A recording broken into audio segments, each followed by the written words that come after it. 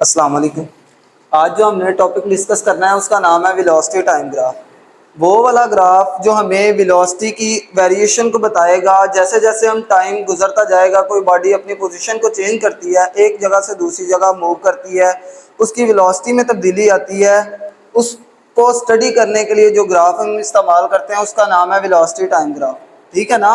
The graph which tell us about the variation of velocity with respect to time is called velocity time graph. इसके बाद आपने ये discuss करना है कि वेलोसिटी टाइम ग्राफ में हम जो है ना वेलोसिटी को अलोंग वाई एक्सिस लेते हैं और जो है ना टाइम उसको अलोंग एक्स एक्सिस लेते हैं। और इसके अलावा इस वेलोसिटी टाइम ग्राफ को हम दो या तीन, बेसिकली हमारी एफएससी की बुक में 3 ग्राफ हैं, हमने 4 या 5 ग्राफ की मदद से इसको जो है ना डिस्कस करना है। इसके अलावा इसको हम इस्तेमाल किधर किधर करते हैं। हम कोई भी कार है हमारी, कोई भी बाइक है, उसकी किसी इंस्टेंट पे अगर हमने स्पीड को कैलकुलेट करना है तो पहले हम ग्राफ पेपर लेंगे और उसकी वेलोसिटी और टाइम को जब वैल्यूज पुट करेंगे तो हम उस ऑब्जेक्ट की वेलोसिटी को कैलकुलेट कर सकेंगे। उसके अलावा हम जो है ना डिस्टेंस उस ऑब्जेक्ट ने कितना ट्रैवल किया है वो हम इससे कैलकुलेट कर सकते हैं, और एक्सेलरेशन ऑफ द ऑब्जेक्ट। ठीक है ना। तो ये हम 4 चीज़ें कर सकते हैं। जैसे जैसे इसको डिस्कस करता जाऊंगा मैं आपको बताता जाऊंगा ये कैसे हमने कैलकुलेट करना है। ये यूजेस को मैं जो है ना आगे केसों में एक्सप्लेन करता हूँ। तो केस नंबर 1 है कि कांस्टेंट वेलोसिटी। कांस्टेंट वेलोसिटी से क्या मुराद है, ये मैंने यहाँ पे 2 या 3 डॉट लगाए हैं। डॉट लगाने का मतलब ये है कि यहाँ पे हमारी वेलोसिटी 3 मीटर पर सेकंड, तो इस पूरी लाइन में हमारी वेलोसिटी रहेगी 3 मीटर पर सेकंड। ये जो मैंने लाइन लगाई है यहाँ पे मैं वेलोसिटी ले रहा हूँ लेट्स सपोज 10 मीटर पर सेकंड। तो यहाँ पे जब मेरे पास टाइम t1 था तब भी मेरी वेलोसिटी यही रहेगी, टाइम t2 हुआ फिर भी मेरी वेलोसिटी यही रहेगी, और सो ऑन। ये tn है हमारा, इस पे भी हमारी ये वेलोसिटी वही रहेगी। तो पहले में हमारे केस में हमने कहना कि यहाँ पे फर्ज कर लें 1 सेकंड था तो उस वक्त भी 10 मीटर पर सेकंड थी। ये 2 सेकंड था उस वक्त भी 10, 3 सेकंड था उस वक्त भी 10, और सो ऑन। यहाँ पे हम कह लें ये 4, 5 और 6।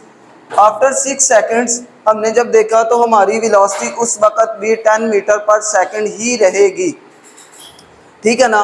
तो इस वेलोसिटी टाइम ग्राफ को हम जो है ना, जब कोई भी बॉडी कांस्टेंट वेलोसिटी से मूव करती है तो जब हम उसका एरिया लेते हैं ना तो वो डिस्टेंस जो उसने कवर किया उसके इक्वल होता है। तो यहाँ सबसे पहले हम इसको डिस्कस करने लगे हैं कि कैसे area of the velocity time graph equal to distance होगा। देखें इधर, अगर मेरी इनिशियल पोजीशन में लेता हूँ ये वाली t2 को मैं लेता हूँ इनिशियल पोजीशन, और फाइनल पोजीशन में लेता हूँ tn को। ठीक है। और यहाँ पे 2 सेकंड्स थे और यहाँ पे 6 सेकंड्स थे, लेकिन मेरी वेलोसिटी यहाँ पे क्या रही है, कांस्टेंट। ये स्ट्रेट लाइन मुझे बता रही है कि मेरी वेलोसिटी इस वक्त यहाँ पे भी 10 मीटर पर सेकंड है, यहाँ पे भी 10 मीटर पर सेकंड। फिर मैं क्या करूँगा कि अपने इनिशियल और फाइनल पॉइंट को क्या कर दूंगा, शेडेड कर देता हूँ मैं ये वाले पॉइंट्स को यहाँ से लेके यहाँ तक। और ये वाला मेरा होगा जो शेडेड एरिया है शुरू से लेके यहाँ तक का, उसको मैं कहूँगा कि ये मेरा है एक, जिसको मैं कह देता हूँ कि जो मैंने यहाँ पे जिसका डिस्टेंस कैलकुलेट करना है, जब मैं यहाँ से यहाँ पे मूव किया हूँ तो मैंने इसका डिस्टेंस कैलकुलेट करना है, तो ये एक रेक्टेंगुलर बन जाएगी। ठीक है ना। तो इस रेक्टेंगल का एरिया जब हम कैलकुलेट करते हैं तो इसका हमने फार्मूला पढ़ा हुआ है, area of the rectangle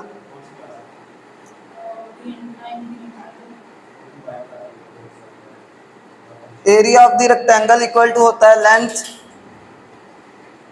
multiply by width. अभी देखिए यहाँ पे लेंथ क्या है, ये जो अपवर्ड जा रही है, तो अपवर्ड यहाँ पे वेलोसिटी थी, यहाँ पे भी वेलोसिटी थी, यहाँ पे भी वेलोसिटी थी, तो यहाँ पे मैं जो लेंथ लूंगा ना वो लूंगा मैं v। चूंकि v 10 मीटर पर सेकंड है तो v को मैं एज इट इज v ही लिख दूंगा। जबकि टाइम तो हमारा चेंज हो रहा है, विड्थ हमारी ये है tn से लेकर t2 तक, तो मैं इसको लिख दूंगा multiply by tn minus t2। तो ये चेंज इन टाइम है हमारा, तो इसको मैं सिंपल बात में कह दूंगा क्रॉस vt, ये t के इक्वल ही है। तो ये एरिया ऑफ द रेक्टेंगल है, और यहाँ पे हमने एक फार्मूला पढ़ा हुआ है s is equal to v t. S basically यहाँ पे बताएगा कि जब मैंने टाइम t2 लिया 2 सेकंड से 6 सेकंड में गया हूँ 10 मीटर पर सेकंड की वेलोसिटी से, तो ये मुझे मेरा बता देगा कि मैंने कितना डिस्टेंस ट्रेवल किया है। तो यहाँ पे मैं लिख देता हूँ एस, क्योंकि ये हमने फार्मूला पढ़ा हुआ है, ये यहाँ पे मैं मेंशन कर देता हूँ, s is equal to v t. जब कोई ऑब्जेक्ट किसी वेलोसिटी से मूव करता है किसी टाइम इंटरवल में और वो कितना डिस्टेंस ट्रेवल करता है वो हम इस फार्मूले से कैलकुलेट करते हैं। अभी लेट्स सपोज यहाँ पे मैं आया हूँ, मैंने कहता हूँ कि मैंने यहाँ से यहाँ तक जो डिस्टेंस ट्रेवल किया मैंने उसको कैलकुलेट करना है, तो फिर मैं कहूँगा कि टाइम मैंने कितना लिया, 6 सेकंड्स लिए मैंने पॉइंट ए से पॉइंट बी तक पहुँचने के लिए। मैंने टाइम लिया 6 सेकंड्स। वेलोसिटी यहाँ पे मेरी क्या है, कांस्टेंट, और जब वेलोसिटी कांस्टेंट है तो इसको मैं मल्टीप्लाई कर दूंगा वेलोसिटी को 10 से, मीटर पर सेकंड। सेकंड सेकंड से पर सेकंड सेकंड से कट जाएगा और मेरा जो एरिया होगा वो निकलेगा, सॉरी हाँ, एरिया ऑफ द रेक्टेंगल वो निकलेगा 60 मीटर, और ये होगा डिस्टेंस कवर्ड, जो मैंने यहाँ से लेके यहाँ तक जो डिस्टेंस कवर किया है वो इसके इक्वल होगा। तो यहाँ पे मैं एस लिख दूंगा। उसके बाद चूंकि ये कांस्टेंट वेलोसिटी है तो आपने एक्सेलरेशन की डेफिनेशन ये पढ़ी हुई है, A equal to V F minus we I divided by T. तो यहाँ पे फाइनल वेलोसिटी और इनिशियल वेलोसिटी दोनों क्या हैं, सेम। जब फाइनल वेलोसिटी और इनिशियल वेलोसिटी दोनों सेम है तो ये दोनों आपस में कट जाएंगे और उसके नतीजे में हमारा एक्सेलरेशन क्या हो जाएगा, ज़ीरो। तो हमने ये बात भी डिस्कस कर लेनी है कि जब कोई ऑब्जेक्ट सेम स्पीड से कांस्टेंट स्पीड से मूव करती है तो उसका एक्सेलरेशन क्या होता है, ज़ीरो। अभी हमारा केस नंबर 2 है कि अगर मैं कांस्टेंट एक्सेलरेशन से मूव करता हूँ,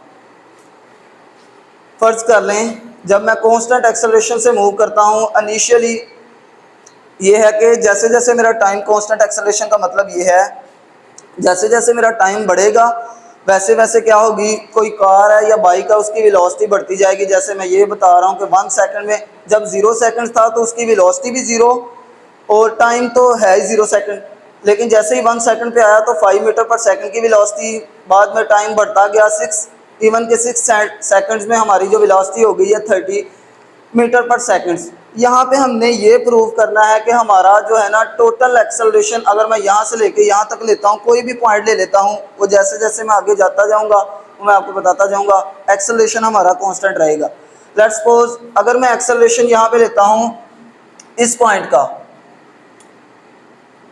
ठीक है, ये 2 पॉइंट्स के दरमियान मैं एक्सेलरेशन लेता हूँ। बेसिकली यहाँ पे मैंने लेनी है स्लोप, तो यहाँ पे स्लोप का आपको फार्मूला पता है, स्लोप की मैं पहले डेफिनेशन कर देता हूँ, the ratio of two quantities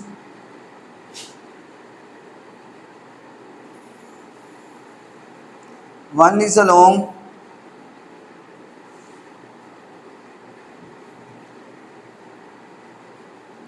Y axis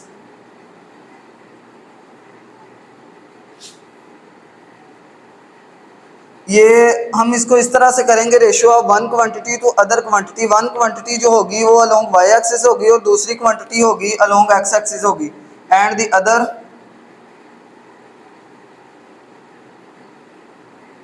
is along x axis. तो इसका फार्मूला भी आपको आता है। यहाँ पे देखो y2 यहाँ पे क्या है, जब मैंने इसकी स्लोप लेनी है तो ये मैंने वर्टिकल देखना है, तो y2 यहाँ पे मेरे पास होगा, जो फाइनल मेरी वेलोसिटी है वो है 30 मीटर पर सेकंड। पहले मैं स्लोप का फार्मूला लिख देता हूँ, y2 minus y1 divided by x2 minus x1।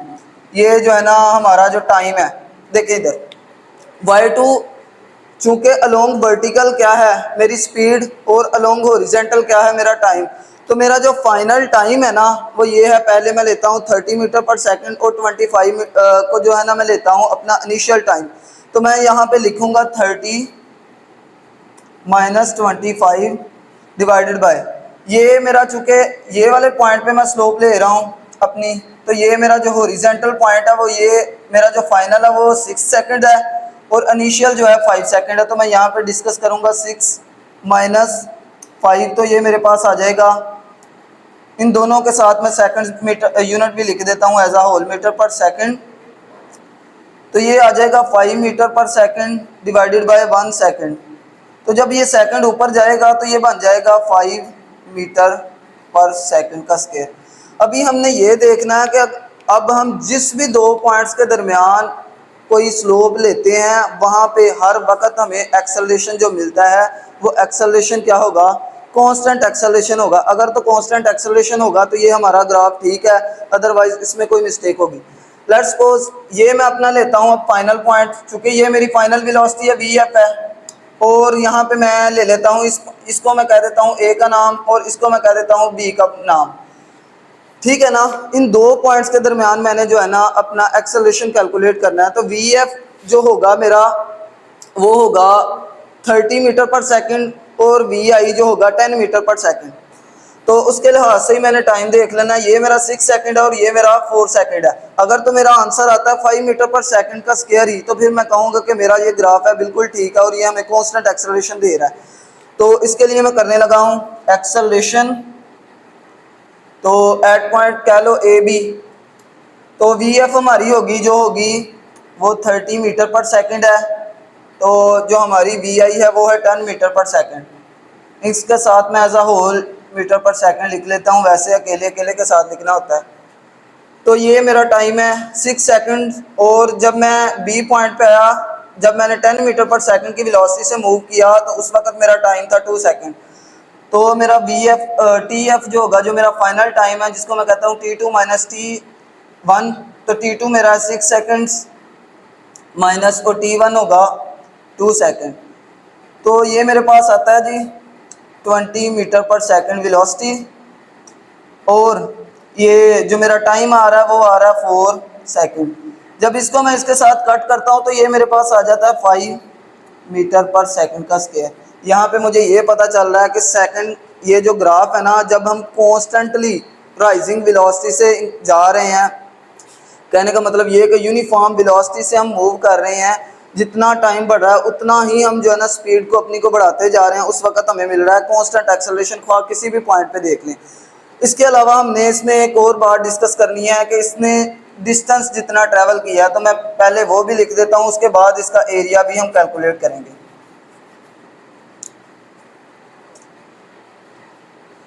चूंकि देखें अगर मैं इस पॉइंट से, अभी मैं इसको इरेज कर देता हूँ, इसको ए नहीं कहता, इसको नहीं कहता, इसको मैं कह देता हूँ लेट्स सपोज बी है और ये पॉइंट है ए। तो कहने का मतलब ये है कि फाइनल मेरा पॉइंट बी है और इनिशियल मेरा पॉइंट ए है। तो अगर मैं ए से बी तक जाता हूँ, मैं कुछ ना कुछ तो डिस्टेंस ट्रैवल करूँगा ना, तो वो मैंने टोटल डिस्टेंस हमने देखना है कि मैंने कितना ट्रैवल किया है। जो मैंने आपको बताया था कि यहाँ पे हम डिस्टेंस जितना ट्रैवल करते हैं वो भी हम इससे कैलकुलेट कर सकते हैं।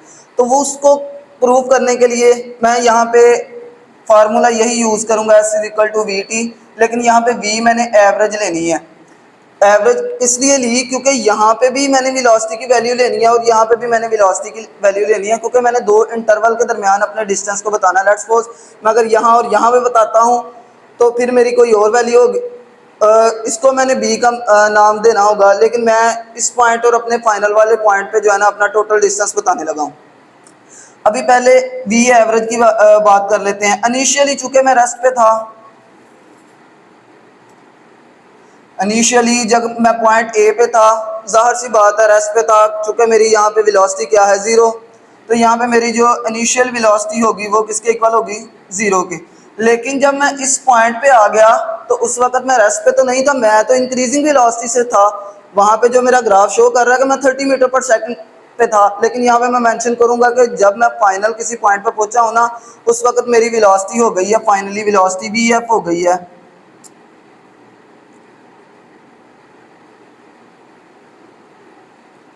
मेरी फाइनल वेलोसिटी होगी v f equal to v कह दो, ठीक है ना। फिर मैंने यहाँ पे लेनी है, चूंकि यहाँ पे मैंने एवरेज वेलोसिटी की बात की है, तो जब मैंने एवरेज की बात करनी है तो वी एवरेज हमारे पास आएगा v f plus v i initial plus final divided by 2। इस तरह ही एवरेज लेते हैं ना, तो वी एवरेज की जो हमारे पास वैल्यू आएगी ये तो 0 हो जाएगा, प्लस वी डिवाइडेड बाय 2 और ये हो जाएगा 1/2 वी। हमने वी एवरेज की वैल्यू यहाँ पे पुट करनी है और हमारे पास टोटल डिस्टेंस ट्रैवल आ जाएगा। ये होगा टोटल डिस्टेंस ट्रैवल जब हमने ए पॉइंट से बी पॉइंट की तरफ मूव किए हैं, तो ये जो हमारा डिस्टेंस निकला है ये उसका है। अभी मैंने इसका एक और पॉइंट कैलकुलेट करना है वो ये है कि इसने जब मैं यहाँ से यहाँ तक मूव किया हूँ कोई ना कोई एरिया भी तो घेरा होगा ना, तो मैंने वो एरिया भी यहाँ पे कैलकुलेट करना। तो मैं फिर इसको इरेज करने लगा हूँ। अभी मैंने इसका कैलकुलेट करना है एरिया ऑफ। देखें जब मैं एरिया कैलकुलेट करूँगा ना फिर मैंने क्या कर देना कि ये चूँकि ये वाला तो एरिया है नहीं, बेसिकली मैंने ये वाला एरिया अपना कवर किया तो इसको मैं शेडेड कर लेता हूँ। तो जो मैंने टोटल एरिया कवर किया है जब मैं इसको शेड किया ना यहाँ पे देखो तो ये मेरे पास एक बन गई है एक ट्राइंगल सी। तो यहाँ पे जो मैंने एरिया लेना है वो कौन सा लेना है, एरिया ऑफ अ ट्राइंगल। तो यहाँ पे मैं लिख देता हूँ area of triangle.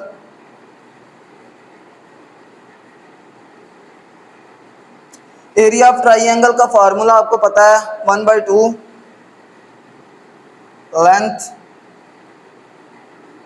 Into width. 1/2 यहाँ पे लेंथ क्या है, देखिए लेंथ कहते हैं बेसिकली लंबाई को। चूँकि अपवर्ड है ये वाली हमारी लेंथ होगी, ये जो वेलोसिटी है यहाँ से मैं इसको मेंशन कर रहा हूँ ये वाली, ठीक है ना, ये हमारी लेंथ है तो इसकी जगह मैं लिख दूंगा b। और विड्थ क्या है ये वाला, तो इस एक्सिस पे हमारा क्या है टाइम, तो इसको मैं लिख दूंगा टाइम। तो total area covered by the triangle will be, तो ये वाला वो एरिया है जब हम किसी यूनिफॉर्म वेलोसिटी से मूव कर रहे हैं ए पॉइंट से बी पॉइंट तक जाने के लिए, तो जो एरिया हम कवर कर रहे हैं वो ये वाला एरिया। उसके बाद हमारा केस नंबर 3 आ जाता जी, इंक्रीजिंग एक्सेलरेशन। जब हम कॉन्टीन्यूसली मूव तो कर रहे हैं लेकिन हमारा एक्सेलरेशन बहुत स्पीड से इंक्रीज हो रहा है। इसका मतलब क्या, फर्ज कर लें पहले सेकंड पे थी हमारी वेलोसिटी 10 मीटर पर सेकंड, तो नेक्स्ट सेकंड में हम नंबर 3 डिस्कस करने लगे हैं जिसमें हमने करना है कि कोई भी बॉडी है ना, पहले हमने डिस्कस किया था यूनिफॉर्म वेलोसिटी से मूव कर रही है और जब हमने उसका रिजल्ट निकाला तो रिजल्ट ये निकला था कि एरिया जो था of a triangle distance covered by the object, जो हमारे पास रिजल्ट निकला था। लेकिन यहाँ पे हमने जो डिस्कस करना है कि कॉन्टीन्यूसली हमारा एक्सेलरेशन इंक्रीज होता रहेगा ना कि कांस्टेंट रहेगा। चूँकि हमारी वेलोसिटी पहले 10 थी, फिर 15, फिर 20 और फिर 40 हो गई, तो मैंने यहाँ पे देखना है कि हमारा एक्सेलरेशन जो है ना वो कॉन्टीन्यूसली इंक्रीज होता जा रहा है। अभी देखें अगर मैं अपना एक्सेलरेशन लेता हूँ इन 2 पॉइंट पे, तो यहाँ पे मैं अपनी स्लोप लूँगा और एक टेंजेंट ड्रा करूँगा, तो ये मेरा फाइनल पॉइंट होगा। इसको मैं बी का नाम दे देता हूँ, इसको मैं ए का नाम दे देता हूँ। तो बी पे जो मेरी वेलोसिटी है वो है 15 मीटर पर सेकंड और ए पे जो मेरी वेलोसिटी है 10 मीटर पर सेकंड है। और जब मैं बी पे पहुंचा हूं तो मैंने जो टाइम लिया बी पे पहुंचने के लिए वो था 2 सेकंड, और जब मैं ए पे था तो उस वक्त मेरा टाइम था 1 सेकंड। तो ये यहाँ पे मैं यूनिट भी लिख लेता हूँ मीटर पर सेकंड और ये सेकंड। तो जब मैंने इस सेकंड को ऊपर लेके गया तो ये मेरा था 5 मीटर पर सेकंड ओवर 1 सेकंड, तो ये बन जाएगा 5 मीटर पर सेकंड का स्क्वायर और ये मेरा होगा एक्सेलरेशन a1। लेकिन अगर मैं अपने a और b इसको मैं ले लूँ, इसको पॉइंट a ले लूँ और इसको पॉइंट b ले लूँ, तो उस वक़्त मैं देखूंगा कि मेरा एक्सेलरेशन पहले से ज़्यादा बढ़ गया होगा क्योंकि मैं अब इंक्रीजिंग वेलोसिटी से मूव कर रहा हूँ। तो उसके लिए मैं क्या करूँगा, पे बी पे फाइनल हमारी जो वेलोसिटी है वो है 40 मीटर पर सेकंड और ए पे हमारी जो फाइनल वेलोसिटी है वो क्या है 20 मीटर पर सेकंड। और टाइम मैंने जब बी पे था उस वक्त मैंने टाइम लिया 4 सेकंड और जब मैं ए पे था उस वक्त मेरा टाइम था 3 सेकंड। तो मैं यहाँ पे लिखूँगा 4 - 3 सेकंड्स। तो मेरा आंसर जो आएगा 20 मीटर पर सेकंड ओवर सेकंड। इसका मतलब ये कि वो होगा 20 मीटर पर सेकंड स्क्वायर। ये हमने बेसिकली प्रूव करना था कि जब हमारी वेलोसिटी टाइम के लिहाज से बहुत ज़्यादा इंक्रीज़ हो रही हो तो हमारा एक्सेलरेशन जो है ना इंक्रीज़ होता है यूनिफॉर्मली नहीं। पहले यूनिफॉर्म था, कांस्टेंट था, हर मरतबा हमारा 5 ही आ रहा था, लेकिन अब हमारा देख रहे हैं कि रिज़ल्ट इंक्रीज़ हो रहा है। तो इसका एक और लास्ट केस है, मैं इसको ड्रा करने लगा हूँ डिसेलरेशन। अगर पहले तो था ना कि आप अपनी गाड़ी की रेस को बढ़ाते जा रहे हैं, दूसरे केस में हमने ये करना है कि हमने ब्रेक्स लगानी है, ठीक है ना। तो जब हम ब्रेक्स लगाएंगे हमें एक्सेलरेशन तो मिलेगा, ठीक है। वो भी यूनिफॉर्म ही होगा लेकिन नेगेटिव होगा। लेट्स सपोज उसके लिए मैं फिर ग्राफ यहाँ पे ड्रा करता हूँ। ये हमारा टाइम का एक्सिस है, ये हमारी वेलोसिटी है, ये हम अर्लियर मेंशन कर चुके हैं।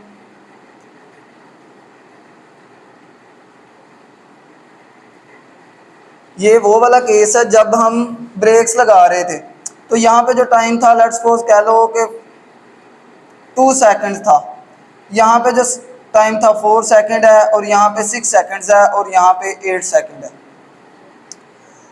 यहाँ पे जो हमारी वेलोसिटी थी वो थी 30, यहाँ से मैं स्टार्ट करता हूँ, यहाँ पे 10 मीटर पर सेकंड, यहाँ पे 20 मीटर पर सेकंड, और यहाँ पे 30, और ये हमारी होगी 40 मीटर पर सेकंड की वेलोसिटी। हम यहाँ पे देखेंगे जो हमारे पास एक्सेलरेशन की वैल्यू आएगी ना, वो नेगेटिव एक्सेलरेशन की होगा। ठीक है, तो उसके लिए मैं ये केस डिस्कस करने लगा हूँ।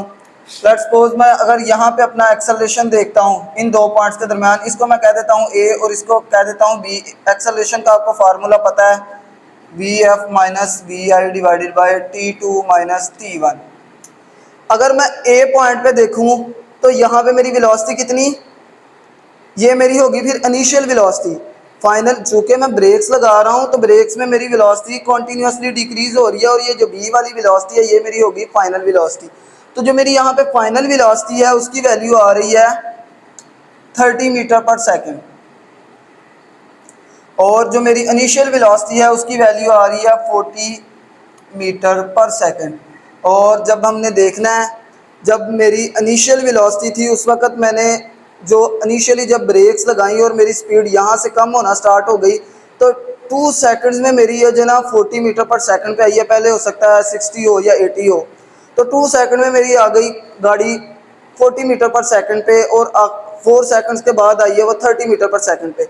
तो यहाँ पे मेरा जो फाइनल टाइम है वो होगा 4 माइनस इनिशियल 2, इनके साथ भी सेकंड लगा लेते हैं, तो ये हमारा होगा -10 मीटर पर सेकंड डिवाइडेड बाय 2, और जवाब आएगा -5 मीटर पर सेकंड का स्केयर। ये हम तमाम के लिए जब कैलकुलेट करेंगे हर पॉइंट पे मुझे जो आंसर मिलेगा ना वो -5 मीटर पर सेकंड का स्केयर ही मिलेगा।